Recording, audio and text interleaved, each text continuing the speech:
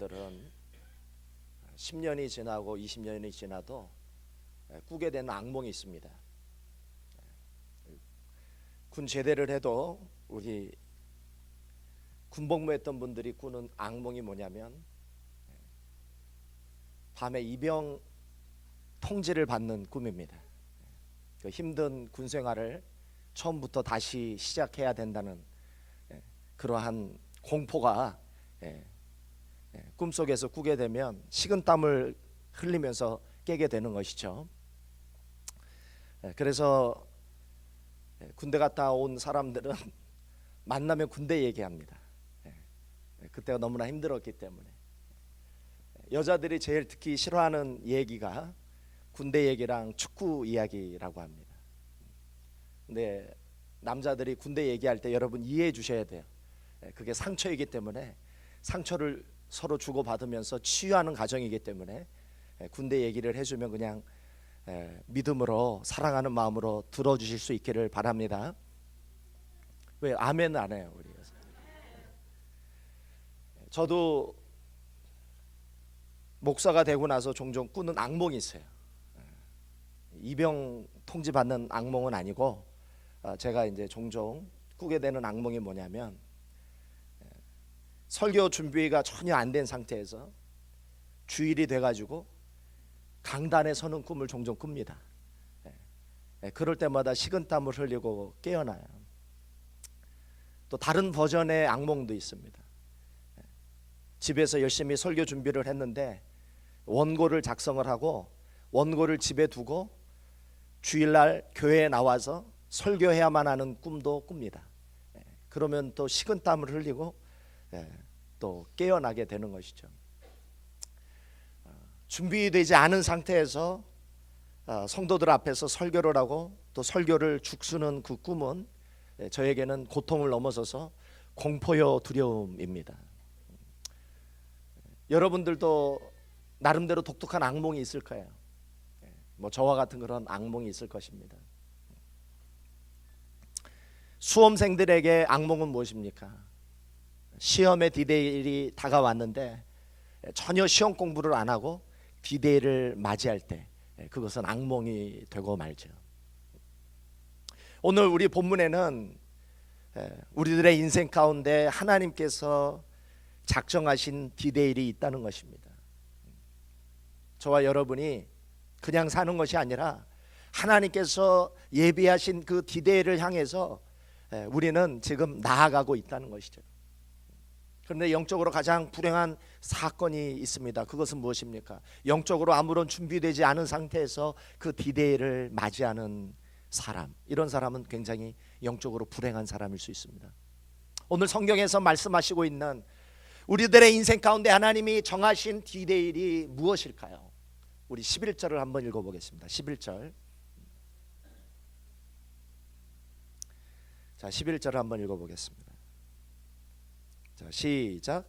또한 너희가 이 시기를 알거니와 자다가 깰 때가 벌써 되었으니 이는 이제 우리의 구원이 처음 믿을 때보다 가까웠음이니라. 자, 성경에서 로마서에서 오늘 우리가 읽었던 이 본문에서 말씀하시는 우리들의 인생의 영적인 디데이는 바로 예수님의 재림입니다. 성경은 우리들에게 예수님의 재림에 대해서 말씀하십니다. 예수님의 재림은 우리들에게 어떤 의미가 있느냐?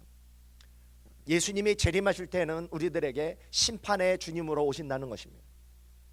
2000년 전에 예수님이 오실 때는 구원의 주님으로 오셨습니다. 우리의 죄를 사하시기 위해, 우리의 죄를 위해 대신 죽으시기 위해 십자가에 달려 돌아가시기 위해 예수님이 구원의 주로 오셨다는 사실입니다. 그러나 성경은 예수님의 재림을 말씀을 하시면서 재림에 주는 심판의 주가 될 것이라고 말씀해요. 그런 의미에서 우리는 예수님의 재림을 기다리는 크리스찬으로서, 예수님의 재림을 기다리는 그리스도의 신부로서 우리는 그 재림을 준비해야 된다라고 말씀하고 있습니다. 예수님의 재림에 대해서 성경은 요한계시록과 로마서 14장과 고린도후서 5장에서 이렇게 얘기를 하고 있어요. 그럼 한번 같이 읽어보겠습니다. 재림하시는 주님, 심판의 주님에 대해서 성경은 어떻게 말씀하고 있는가? 우리 요한계시록 1장을 한번 읽어보겠습니다. 시작. 볼지어다 그가 구름을 타고 오시리라. 각 사람의 눈이 그를 보겠고 그를 찌른 자들도 볼 것이요 땅에 있는 모든 족속이 그로 말미암아 애곡하리니 그러하리라. 아멘. 재림하시는 주님이 오실 때 전 세계 수도 없는 많은 사람들이 애곡할 거라고 얘기하고 있어요. 기뻐하는 것이 아니라. 우리가 곧 성탄절을 맞이할 때인데 성탄절의 주님은 기쁨의 주님이시죠. 그 성탄절의 주님을 기다리는 사람은 기뻐하실 것이다. 그러나 재림의 주님을 기다렸던 사람은 애곡할 거라고 말씀하고 있어요. 왜? 재림하시는 주님은 심판의 주시기 때문입니다. 자, 우리 로마서 14장을 한번 읽어보겠습니다. 로마서 14장 시작. 내가 어찌하여 내 형제를 비판하느냐 어찌하여 내 형제를 업신여기느냐 우리가 다 하나님의 심판대 앞에 서리라. 시작. 기록되었으되 주께서 이르시되 내가 살았노니 모든 무릎이 내게 꿇을 것이요 모든 혀가 하나님께 자백하리라 하였느니라. 이러므로 우리 각 사람이 자기를 하나님께 직고하리라. 재림의 주님은 심판의 주가 되실 것이라는 것이죠. 자, 우리 고린도서 5장을 읽어보겠습니다. 고린도서 5장 시작. 그런즉 우리는 몸으로 있든지 떠나든지 주를 기쁘시게 하는 자가 되기를 힘쓰노라. 이는 우리가 다 반드시 그리스도의 심판대 앞에 나타나게 되어 각각 선악간에 그 몸으로 행한 것을 따라 받으려 함이라.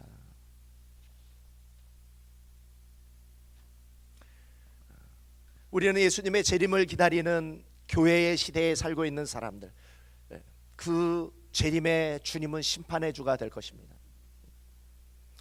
그래서 이 예수님의 재림을 신학적으로 뭐라고 얘기하냐면 역사적인 종말이다라고 얘기해요. 예수님이 재림하실 때 이 땅의 모든 역사가 끝이 나게 될 것이다. 그래서 역사의 종말이라고 이야기를 합니다.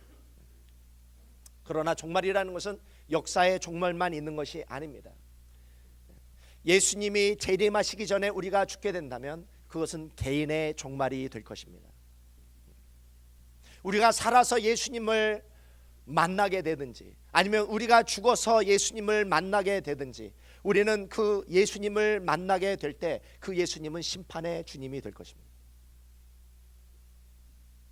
그러므로 우리는 이 땅에 예수님을 믿고 살아가는 동안 예수님의 재림을 맞이하든지 아니면 예수님 재림 전에 우리가 죽게 되든지 우리는 예수님을 만나기 전 우리는 심판을 준비하며 살아야 될 줄 믿습니다.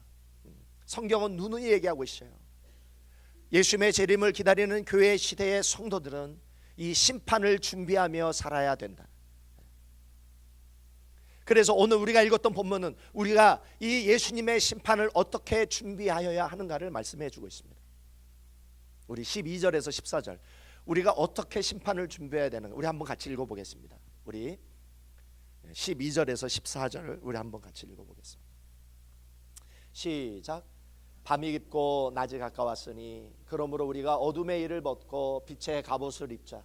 낮에와 같이 단정히 행하고 방탕과 술 취하지 말며 음란과 호색하지 말며 쟁투와 시기하지 말고 오직 주 예수 그리스도로 옷 입고 정욕을 위하여 육신의 일을 도모하지 말라. 우리는 하나님의 심판을 준비하며 살아야 됩니다. 두 가지를 오늘 이 본문은 우리들에게 얘기하고 있어요. 하나님의 심판을 준비하는 사람들은 첫 번째 어둠의 일을 벗고 빛 가운데 단정히 행해야 한다는 것이죠. 빛 가운데 단정히 행해야 된다. 거룩하게 살아야 된다는 것이죠. 두 번째는 우리가 주 예수 그리스도의 옷을 입고 정욕을 위해서 육신의 일을 도모하지 말라. 요한 웨슬레는 한평생 하나의 소원이 있었어요. 평생에 하나의 소원이 있었어요. 그것은 하늘 가는 길을 발견하는 것입니다. 천국에 가는 길을 발견하는 것입니다. 그것은 요한 웨슬리의 평생의 소원이었어요. 오늘 저와 여러분이 교회를 다니는 이유도 사실은 이것일 것입니다. 우리가 이 땅에 살면서 천국에 가는 길을 발견하는 것, 이것이 바로 우리들이 신앙생활하는 목적일 수 있습니다. 그래서 존 웨슬리는 성경을 읽었어요. Searching Bible, 성경을 통해서 하늘 가는 길을 찾으려고 성경을 읽었습니다. 성경을 팠어요. 그래서 그가 하늘 가는 길을 발견을 했습니다. 그러면서 이 요한 웨슬리가 천국에 가는 길을 이야기를 하면서 6가지 구원의 순서를 우리들에게 말씀했어요. 천국에 가는 그 여정 속에는 6가지의 과정을 통과해야 된다는 거예요. 그럴 때 우리는 비로소 천국에 이르를 수 있는 길에 갈 수가 있다는 것이죠. 요한 웨슬리가 말씀하셨던 천국의 길, 이 구원의 순서는 무엇일까요? 여러분 한번 따라해 보십시오. 첫 번째 따라해 보시겠습니다. 회개. 두 번째 칭의. 세 번째 거듭남. 네 번째 성화. 다섯 번째 완전. 마지막이 영화입니다. 영화는 바로 천국에 도달하는 상태예요. 이것이 요한 웨슬리가 성경을 통해서 발견했던 구원의 과정이요, 구원의 순서입니다. 우리가 구원을 받으려면 이 반드시 6가지 과정을 반드시 통과해야 한다는 것입니다. 여러분이 구원의 과정 속에 어디에 지금 도달해 계시나요? 여러분은 지금 어디에 도달하셨나요? 성화, 할렐루야. 요한 웨슬리가 이 구원의 과정 속에, 이 구원의 순서 속에 가장 강조하고 가장 중요하게 생각했던 과정이 바로 아까 우리 권사님 말씀하신 성화입니다. 구원의 핵심은 성화라는 거예요. 그리스도를 닮아가는 것이라는 것입니다. 우리들의 마음이 그리스도를 닮아갈 때 우리는 비로소 구원을 얻을 수 있다는 것이죠. 우리의 믿음은 단지 예수 그리스도의 십자가와 부활을 지적으로 믿고 지적으로 동의하고 지적으로 인정하는 데 멈춰서는 안 된다는 것이죠. 우리의 믿음은 반드시 우리의 마음이 그리스도를 닮는 믿음으로 나아가야 된다는 것입니다. 우리의 믿음이 사랑으로 충만한 믿음이 되어야 된다는 것입니다. 그것이 구원의 핵심이라는 거예요. 그런 의미에서 요한 웨슬리는 예수를 믿는 교회를 다니는 사람들에게 이렇게 설교했어요. 여러분 한번 잘 들어보세요. 사도 요한 웨슬리가 이렇게 얘기했어요. 한번 잘 들어보세요. 마음속에서 내가 한번 세례를 받았다, 그러므로 지금도 난 하나님의 자녀다라고 말해서는 안 된다, 이렇게 얘기를 했어요. 세례받은 탐욕자, 세례받은 주정꾼이 얼마나 많은가, 세례받은 거짓말쟁이가 얼마나 많은가, 세례받은 욕설가 험담가가 얼마나 많은가, 세례받은 오입쟁이들, 도둑들, 그리고 세례받은 착취자들은 또 얼마나 많은가. 거듭나지 아니하면 지옥의 판결을 피할 수 없다는 것입니다. 과거에 거듭난 것은 문제가 아니다. 지금 거듭난 상태가 지속되어야 한다는 것입니다. 자신의 하나님의 진노에 놓여 지옥의 판결이 기다리고 있다는 것을 깨닫고 회개를 했어도 하나님이 예수님의 십자가를 믿는 우리들에게 한번 의의 옷을 입혀주셨다 할지라도, 심지어 영적으로 다시 태어나 거듭난 사람이라고 할지라도 지금 거듭난 상태가 지속되지 못해서 믿음과 소망과 사랑과 감사와 기쁨과 기도를 잃어버렸다면 그 사람은 구원을 잃어버리게 될 것이다, 이렇게 얘기했어요. 예수님이 나의 죄를 위해 십자가에 못 박히고 돌아가셨으며 나의 구원을 위해 부활하셨다는 사실을 지적으로 인정했음에도 불구하고 하나님께 나를 전적으로 맡기는 의탁의 삶, 신뢰의 삶을 살고 있지 못하다면, 자기 사랑과 세속 사랑에서 하나님 사랑과 이웃 사랑으로 바뀌지 않았다면 그 사람은 구원을 완성할 수 없다, 이렇게 얘기했어요. 구원을 받을 수 없다는 거예요, 여러분. 그래서 요한 웨슬리는 빌립보서 2장 말씀을 인용해서 이렇게 얘기하고 있어요. 우리의 구원을 두렵고 떨림으로 너의 구원을 이루라, 이렇게 말씀하고 있어요. 우리 빌립보서 2장 12절을 한번 읽어보겠습니다. 빌립보서 2장 12절 우리 한번 읽어보겠습니다. 시작. 그러므로 나의 사랑하는 자들아, 너희가 나 있을 때뿐만 아니라 더욱 지금 나 없을 때에도 항상 목정하여 두렵고 떨림으로 너의 구원을 이루라. 우리의 구원을 어떻게 이루라고요? 두렵고 떨림으로 구원을 이루라는 거예요. 두렵고 떨림으로. 우리가 예수님의 재림을 기다리든지 아니면 나의 죽음을 기다리든지 우리는 영혼의 때를 준비해야 됩니다. 우리는 하나님 앞에 설 그 때를 기다려야 됩니다. 그것이 지혜로운 사람이라는 거예요. 그러나 내가 예수님을 믿는다 하면서, 내가 교회를 다닌다고 하면서 이 영혼의 때를 준비하지 아니하고 내 뜻대로, 내 마음대로, 내 생각대로, 내 욕심대로 사는 사람이 있다면 성경은 그러한 사람을 어리석은 자라고 얘기하고 있어요. 왜 어리석은 자라고 얘기할까요? 그 사람은 절대 구원을 받을 수 없다라는 것입니다. 그런 의미에서 우리는 깨어서 마치 시험을 기다리는 수험생이 그 긴장감을 가지고, 위기의식을 가지고 하루하루 살듯이 우리는 하나님의 심판대 앞에 서는 그날을 준비하며 하루하루 위기의식 속에서 살아야 할 줄 믿습니다. 그게 바로 지혜로운 사람이라는 거예요. 그렇다고 우리가 우리들의 힘과 우리들의 노력으로 우리가 그리스도를 닮을 수 있다는 말은 아닙니다.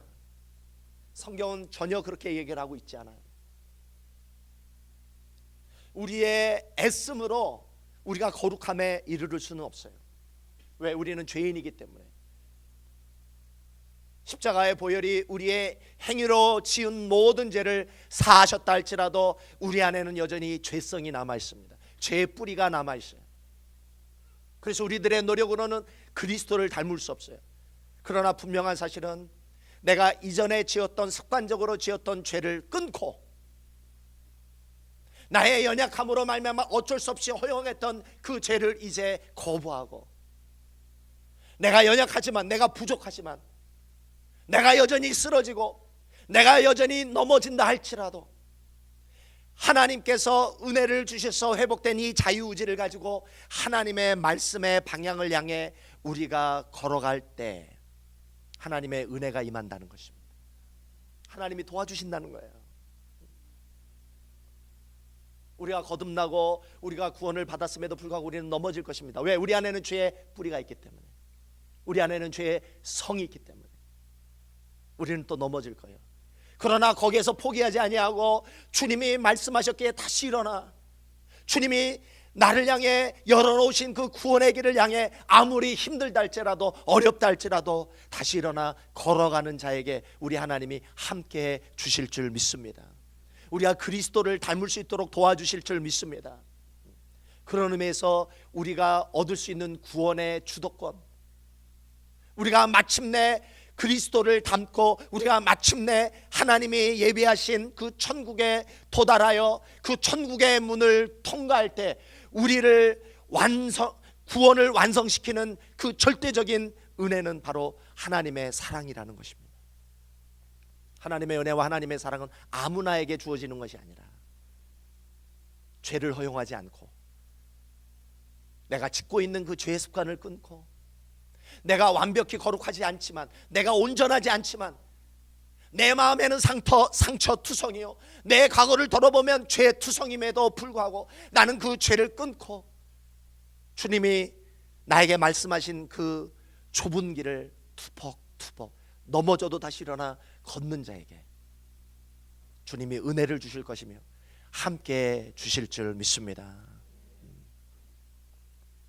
그런 의미에서 이 마지막으로 제가 어거스틴 얘기를 하고 마치겠습니다. 오늘 우리가 읽었던 이 본문은 어거스틴하고 너무나 밀접한 관계가 있는 말씀입니다. 이 어거스틴이 오늘 우리가 읽었던 이 본문을 통해서 그가 그리스도의 구원의 길로, 주님의 길로 걸어갔던 과거가 있었던 사람입니다. 성 어거스틴은 좋은 믿음의 어머니 밑에서 태어났어요. 기도의 어머니 밑에서 태어났어요. 그러나 그는 어머니의 길로 간 것이 아니라 타락했습니다. 방탕했어요. 무려 20년을 그 죄악의 구렁텅이에서 살았습니다. 그러나 어머니의 그 기도가 이 성 어거스틴을 변화시켜요. 그래서 어머니의 기도로 말미암아 이 성 어거스틴이 예수를 믿게 됩니다. 교회를 다닙니다. 그러나 예수를 믿고 교회를 다닌다 할지라도 죄의 습관을 버리지 못했어요. 그래서 성 어거스틴이 쓴 고백록에 보면 그가 이 죄를 버리기 위해, 주님이 원하시는 그 뜻대로 살기 위해 어마어마한 갈등과 고민 속에서, 고통 속에서 그가 어떻게 이 죄에서 벗어났는지를 아주 솔직하게 고백을 하고 있어요. 이렇게 이 성 어거스틴은 이렇게 얘기를 하고 있습니다. 주님은 나의 낡은 옛사람에 속한 습관의 밧줄을 당장 끊어주시지 않았습니다. 나는 내 속으로 지금 당장 끊어버려야지 하고 외쳐댔습니다. 그러나 죄의 뿌리를 뽑지 못한 나는 지금까지 옛자리를 숨가쁘게 지키려고 하고 있었습니다. 나는 다시 옛사람을 벗어버리기 위해 발버둥을 쳤습니다. 지금까지 악을 포기하며 옛날에 내 자신을 포기하고 새로운 자신을 위해 달려가려면 할수록 더욱 큰 불안과 공포가 엄습하며 나를 떨게 했습니다. 어리석고 어리석으며 헛되고 헛되며 가치도 없고 허무하기 짝이 없는 나에게 옛 시절의 아가씨들이 나를 붙잡고 놓아주지 않았습니다. 내 옷을 벗기고 부드러운 침상에 누이고 내게 달콤한 음성으로 속삭였습니다. 당신이 우리를 버리고 갈 수 있나요? 당신이 가면 당신 없이 얼마나 외롭게 지낼 것을 당신은 모르세요. 정이든 우리를 어떻게 떠날 수 있어요? 이렇게 나의 과거의 모습을 하나둘 들춰냈습니다. 여러분, 이 성 어거스틴이 얼마나 정말 하나님 앞에 바로 서려고 얼마나 고민하고 고통하고 갈등했는지 이루 말할 수가 없어요. 그러면서 이 성 어거스틴이 하나님 앞에 서는 것이 아무리 힘들고 괴롭고 고통스럽다 할지라도 성 어거스틴은 포기하지 않았어요. 계속 노력했어요. 넘어지고 다시 일어나고 넘어지고 다시 일어나고 포기하지 않았어요. 그러다가 이 성 어거스틴의 영적인 갈증이 극에 달했을 때 그가 이렇게 고백을 했어요. 내 영혼 깊숙이 숨겨져 있는 내 인생의 비참함이 내 눈앞에 드러났고 강한 폭풍이 내 영혼을 흔들더니 내 눈에는 눈물이 폭우처럼 쏟아지기 시작했습니다. 나는 통곡하고 싶었습니다. 홀로 조용히 통곡하고 싶었습니다. 그래서 내 친구 알리피우스 곁을 떠나 좀 더 호젓한 곳으로 갔고 그곳에서 아무 방해도 받지 않은 채 통곡했습니다. 나는 알지도 못하는 사이에 무화과 나무 아래 땅에 엎드렸고 내 눈에는 눈물이 폭포처럼 흘렀습니다. 나는 진실로 그 죄악 때문에 외로움과 고통 속에서 부르짖었습니다. 오 주님, 언제까지 내일 할 것입니까? 왜 지금은 안 됩니까? 왜 나의 더러운 생활을 이 순간에 깨끗이 끝내지 못합니까? 또 부르짖었습니다. 이렇게 영적인 갈등 속에서 고민 속에서 부르짖고 고통할 때 주님이 찾아오시는 거예요. 여러분, 주님이 아무나에게 찾아오시는 게 아니에요. 주님이 아무나 도와주시는 것이 아니에요. 내가 죄를 벗고 내가 내 본성을 벗고 나를 부인하고 어떻게 해서든지 주님의 뜻대로 주님 앞에 바로 서려고 노력하고 몸부림을 치고 애통하고 고통하는 자와 주님은 함께 하시는 줄 믿습니다. 여러분도 이 주님의 은혜를 받기를 원하십니까? 그러면 여러분 이 주님 앞에 서기 위해 몸부림치십시오. 애통하십시오. 성 어거스틴과 같이 여러분 고민하십시오. 그때 주님이 찾아오시는 거예요. 성 어거스틴이 이렇게 주님이 찾아온 이 사실을 이렇게 또 고백을 했어요. 한번 잘 들어보세요. 그때 갑자기 이웃집에서 한 음성이 들려왔습니다. 소년의 음성인지 소녀의 음성인지 구분할 수 없었지만 계속 반복되는 노래 가사 말과 같았습니다. 집어들고 읽어라, 집어들고 읽어라. 그 순간 나의 얼굴은 변했고 나는 그 노래가 흔히 어린아이가 부르는 노래인가 조심스럽게 생각해 보았습니다. 그러나 그 노래를 전혀 결코 들어본 적이 없었습니다. 그래서 나는 급히 친구가 앉아있던 장소로 돌아가서 거기에 있던 사도 바울의 서신서를 집어들었습니다. 그리고 제일 먼저 펴서 내 눈길이 닿는 부분을 읽었습니다. 거기에는 이런 말이 기록되어 있었습니다. 낮에와 같이 단정히 행하고 방탄과 술 취하지 말며 음란과 호색하지 말며 쟁투와 시기하지 말고 오직 주 예수 그리스도를 옷 입고 정욕을 위하여 육신의 일을 도모하지 말라. 나는 더 읽지 않았습니다. 읽을 필요가 없었습니다. 그 말씀은 광명의 확신의 말로 내 마음에 비추어 내 속에 있는 모든 의심의 어둠을 물리쳐 주었기 때문입니다. 이제 나의 얼굴은 완전히 평온을 되찾았습니다. 신앙생활 하시면서 여러분이 말씀을 읽으면서 여러분이 많은 부족함을 느낄 거예요. 어떤 사람은 성격의 문제, 어떤 사람은 말의 문제, 어떤 사람은 끊지 못한 어떤 습관의 문제, 이런 것으로 여러분 스스로가 주님의 뜻대로 살지 못해서 정죄를 받고 때로는 여러분들의 마음속에 많은 어려움이 있을 수 있습니다. 그러나 여러분 포기하면 안 됩니다. 나는 어쩔 수 없어. 나는 이렇게 살다가 죽을 거야. 이거만큼 위험한 게 없어요, 여러분. 이거 너무나 위험한 거예요. 그건 어리석은 거예요. 여러분, 오늘 이 성 어거스틴의 고백록을 여러분 들으면서 어떤 생각이 들었습니까? 주님의 길을 가는 것은 여러분 쉬운 게 아니에요. 선한 싸움을 싸워야 합니다. 분투해야 합니다. 이 좁은 길을 가기 위해서 나를 쳐야 합니다. 내 그냥 본성대로 내 성격대로 살면 안 돼요. 그거 위험해요.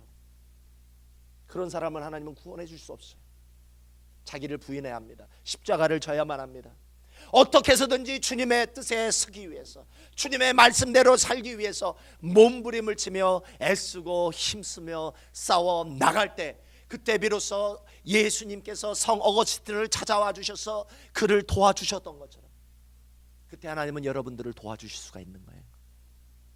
그때 여러분 안에 구원이 이루어질 수 있는 것입니다. 오늘 이 영혼의 때를 준비하며 살아가는 성도 여러분, 우리는 반드시 주님 앞에 서게 될 것입니다. 오늘 이 설교를 잘 듣고 비록 아무리 힘들지만, 때로는 넘어지지만, 때로는 어렵지만 포기하지 않고 이 말씀대로 살기 위해 힘쓰고 애쓰며 눈물 흘리며 기도하며 몸부림을 치는 여러분들에게 그 심판의 때는 기쁨의 때가 될 것입니다. 칭찬의 때가 될 것입니다. 그러나 오늘 이 설교를 들었음에도 불구하고 나는 그냥 내 성격대로 내 생각대로 살겠다 하는 사람에게 심판의 때는 재앙의 때가 될 것입니다. 시험을 준비하는 사람들처럼 오늘 우리는 하루하루를 이 말씀 앞에 나를 비추면서 성령의 음성에 귀 기울이면서 하나님이 내게 회복시켜 주신 양심의 귀에 귀 기울이면서 우리는 몸부림을 쳐야 합니다. 마지막 주님의 심판대 앞에 섰을 때 몸부림을 치는 저와 여러분 앞에 주님이 이렇게 말씀하실 것입니다. 너는 어찌 이렇게 나를 닮았니? 너의 부족함에도 불구하고 힘들고 어려움에도 불구하고 너는 너무나도 애쓰고 힘썼다. 오늘 내가 너를 위해 예비한 이 천국에서 나와 영원히 같이 살자. 이렇게 주님의 칭찬을 듣는 저와 여러분이 될 수 있기를 주님의 이름으로 소망합니다.